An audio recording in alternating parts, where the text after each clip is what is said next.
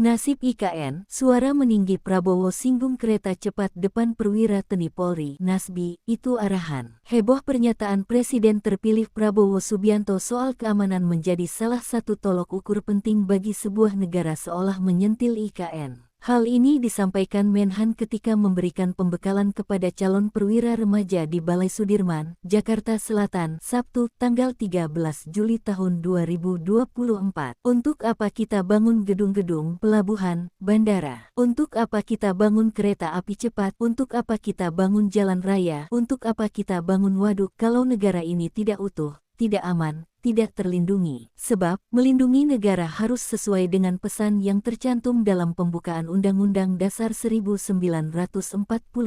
Sebab, ada pesan melindungi segenap tumpah darah Indonesia. Setelah itu, barulah memajukan kesejahteraan umum, mencerdaskan kehidupan bangsa, dan ikut melaksanakan ketertiban dunia. Ia menilai seorang perwira harus rela mengorbankan diri demi tanah air dan bangsa Indonesia. Jadi saudara-saudara, masuknya kalian ke dalam TNI dan Polri adalah bagian dari tujuan nasional. Kita butuh tentara yang sangat kuat, kita butuh kepolisian yang sangat hebat. Ini survival kita sebagai bangsa. Pernyataan inilah membuat Prabowo dianggap tidak pro ke IKN, sebab kereta cepat merupakan bagian dari proyek IKN. Namun tim gugus tugas sinkronisasi Prabowo Gibran bidang komunikasi, Hasan Nasbi pada Minggu, tanggal 14 Juli tahun 2024 meluruskan agar pertanyaan Prabowo. Ia menjelaskan, jika pernyataan yang dikeluarkan Prabowo itu merupakan bentuk arahan kepada para calon perwira, bukan menyesali beragam proyek pembangunan yang dikerjakan oleh pemerintah.